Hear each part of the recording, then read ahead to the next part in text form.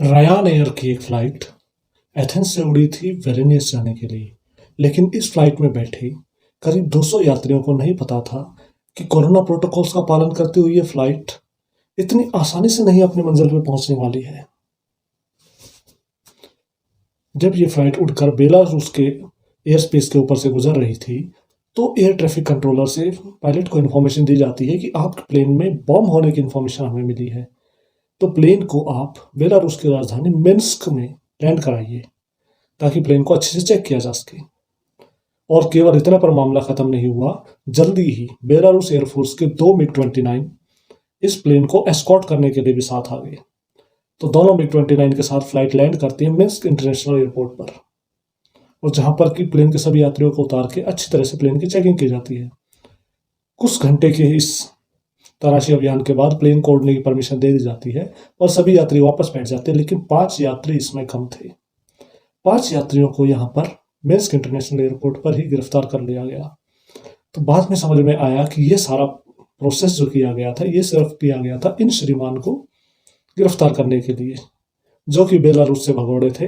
तो एक 25 साल के पत्रकार को पकड़ने के लिए बेलारूस की सरकार ने कितना खतरा उठाया। अगर आप देखेंगे तो इन एक्शंस की कितनी आलोचना हो रही है कि अमेरिका के प्रेसिडेंट को खुद आकर इसके ऊपर बयान देना पड़ा। यूरोपियन यूनियन ने घोषणा की है कि बेलारूस को एविएशन एसोसिएशन से बाहर किया जा सकता है, और पिछले कुछ दिनों में बेलारूस के एयर स्पेस से कोई फ्लाइट्स नहीं जा रही हैं। तो एक पत्रकार को गिरफ्तार करने के लिए इतना रिस्क, यही इंपॉर्टेंट है। इतना रिस्क क्यों? तो इसी में सारा खेल छुपा हुआ है। अगर आप देखेंगे यूरोप को, तो इस यूरोप के पूरे इलाके में एक जो सबसे बड़ा बदमाश है वो है पोलर बियर, यानी कि रशिया, और रशिया का राष्ट्रपति पुतिन। और इन लोगों का स्टाइल है, नॉर्मली ये लोगों को किडनैप करने की, अरेस्ट करने की टेंशन नहीं लेते, सीधा निपटा देते हैं। जो जिस देश में जहां हो वहीं पे उसको निपटा देते हैं, वापस लाने की टेंशन नहीं लेते। लेकिन इस बार इन्होंने फैसला किया कि कुछ करके दिखाना है सामने। और बेलारूस जो है वो रशिया का इस एरिया में सबसे बड़ा साथी है। तो बेलारूस सरकार ने इन लोगों को गिरफ्तार कर लिया और पूरी क्लियरली उन्होंने मैसेज दिया है पूरे यूरोप को और अमेरिका को कि हमारी अंदरूनी राजनीति में, हमारी सरकार में आपका दखल नहीं चलेगा। ये पत्रकार जो कि इन लोगों के दलाल के रूप में काम कर रहा था बेलारूस के खिलाफ, उसे गिरफ्तार किया गया पब्लिकली। अब इसकी जो भी कार्रवाई हो, लेकिन उन्होंने मैसेज दे दिया है कि हमारी सरकार और हमारे देश को चलाने में आपका दखल नहीं चलेगा। यही हमारा आज का टॉपिक है। 1947 से पहले आप देखेंगे पूरी दुनिया पर कुछ यूरोपियन देशों का राज था। अमेरिका उनसे आज़ाद होकर खुद एक अपने आप में इंपीरियल पावर बन गया था। सेकेंड वर्ल्ड वॉर के बाद से दुनिया में 2 सबसे बड़ी पावर उभर गई, अमेरिका और रशिया। और पुरानी पावर्स इंग्लैंड, फ्रांस, पुर्तगाल, स्पेन, ये सब डाउन चले गए। अब इन लोगों में इतना दम नहीं रह गया था कि ये पूरी दुनिया के ऊपर अपना फिजिकल राज कायम रख सकें। तो इन्होंने क्या किया, जैसे कि इन्होंने भारत में किया था, अपने कुछ दलालों को सब जगह सत्ता सौंप दी ताकि इनकी मर्जी की सरकारें बनती रहें, और इनडायरेक्टली इन लोगों ने पूरी दुनिया पर अपना कंट्रोल जारी रखा है। आज भी आप देखेंगे दुनिया में, आप डिक्टेटर्स की लिस्ट बनाइए, इस डिक्टेटर की लिस्ट में आप सबसे पहले आगे नाम लिखेंगे नॉर्थ कोरिया के अपने छोटू भाई Kim Jong Un.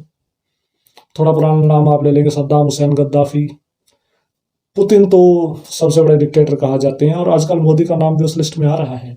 Fascist, Hitler जैसे पता नहीं क्या क्या नाम इन लोगों को दिए जाते हैं। लेकिन इन सब लोगों में कॉमन चीज क्या होती है कि ये सब लोग अमेरिका के खिलाफ खड़े होने की हिम्मत करते हैं। अमेरिका प्लस यूरोपियन कंट्रीज, एक पूरा वेस्टर्न ब्लॉक जो है, इनकी मर्जी के खिलाफ जो थोड़ा बहुत भी टेढ़ा मेढ़ा इधर होने की कोशिश करता है, उसे फैसिस्ट, हिटलर, नाजी, डिक्टेटर, पता नहीं क्या क्या लेबल दे दिए जाते हैं और पूरी दुनिया में बदनाम कर दिया जाता है। और दुनिया में ज़्यादातर लोग इस इंफॉर्मेशन को चेक करने की कोई तकलीफ नहीं उठाते। यही बड़ा गेम है जो कि आम पब्लिक नहीं समझ पा रही है। हम सोचते हैं कि हमारे यहाँ डेमोक्रेसी है। राजनीति में अब लोग बड़ी तगड़ी तगड़ी समझ रखते हैं। क्या करते हैं, आप फेसबुक पर कहीं भी जाइए, मोदी चोर है, पप्पू बेवकूफ़ है, केजरीवाल झूठा है, लोगों की समझ यहीं तक है। लेकिन राजनीति का गेम इससे बहुत ऊपर तक है। आप देखिए, भारत के 3 प्रधानमंत्रियों की हत्या की जा चुकी है, लाल बहादुर शास्त्री, इंदिरा गांधी और राजीव गांधी। 3 प्रधानमंत्रियों की हत्या हो जाना किसी भी देश के लिए बड़ी बात है, और वो भी भारत जैसे बड़े देश के लिए, जो कि दुनिया के सबसे बड़े देशों में आता है हर तरह से। तो ऐसे देश के लिए 3 प्रधानमंत्रियों की हत्या हो जाना कितनी बड़ी बात होनी चाहिए। लेकिन इन हत्याओं के बाद क्या हुआ, लाल बहादुर शास्त्री की हत्या के बाद किसी को कुछ नहीं पता। इंदिरा गांधी की हत्या के इल्जाम खालिस्तानियों पर लगा, उनको सजा दे दी गई, खैर वो तो डायरेक्ट सामने की चीज़ है। उसके बाद राजीव गांधी हत्या का इल्जाम एलटीटी पे लगा कि उसने श्रीलंका में फोर्स भेजने के खिलाफ कर दिया हत्या। लेकिन क्या मामला इतना ही आसान है? आज के समय में देखिए आप क्या हो रहा है। पूरी दुनिया के देशों में ऐसे ही दखलंदाजी की जाती है और जो इसके खिलाफ खड़ा होने की कोशिश करता है वो डिक्टेटर और हिटलर हो जाता है। भारत में इस समय आप देखेंगे तो भारत में पिछले 2 साल से क्या हो रहा है कि लगातार भारत की राजधानी में डिस्टरबेंस पैदा की जा रही है। कोरोना का बायोवार तो चल ही रहा है, उसके साथ साथ में आप देखेंगे कि भारत में शाहीन बाग के नाम से दिल्ली में एक बड़ा ब्लॉक बना दिया गया, जहां दिल्ली के अंदर ही लोग पूरी तरह से इकट्ठे होकर बैठे हैं और सिचुएशन ऐसी है कि कभी भी दंगे भड़क सकते हैं। कोरोना के कारण चलो जैसे भी हुआ वो मामला खत्म हुआ, उसके बाद जब वो मामला निपटा है, कोरोना थोड़ा डाउन हुआ, तो किसान आंदोलन के नाम पर फिर से दोबारा दिल्ली को घेर लिया गया। अब आप ये सिचुएशन समझिए कि क्या हालात हैं।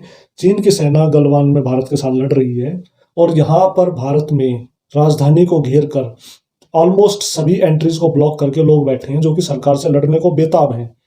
26 जनवरी को हम ये देख चुके हैं कि वो लड़ना नहीं चाहते, वो लड़ने को बेताब है कि किसी तरह से हमें लड़ने का मौका मिले। मैं ये नहीं कहना चाहता कि वो सब लोग देश से लड़ने के लिए यहाँ आए, लेकिन जो वो लोग इस खेल के पीछे हैं, जो ये करवा रहे हैं, वो लोग यही चाहते हैं। मैसेज क्लियरली दिया जा रहा है कि आप या तो हमारी बात मानो, नहीं तो हम इस सरकार को भी हटा सकते हैं और इस देश को बर्बाद करने से पहले हम एक बार भी नहीं सोचेंगे। कोरोना की सेकेंड वेव में आप देखेंगे कि जबरदस्ती मतलब ऐसा माहौल डर का पैदा कर दिया गया। एक की जगह 10 केस बताए जा रहे हैं, गंगा जमुना में लाशें बह रही हैं, हर जगह ऑक्सीजन की शॉर्टेज का ऐसा बवाल मचा दिया लोगों को। मतलब जहां जो समस्या नहीं भी खड़ी होती है, झूठा प्रचार इतना किया जा रहा है कि लोगों ने सिलेंडर उठा उठा के अपने घरों में भर लिए।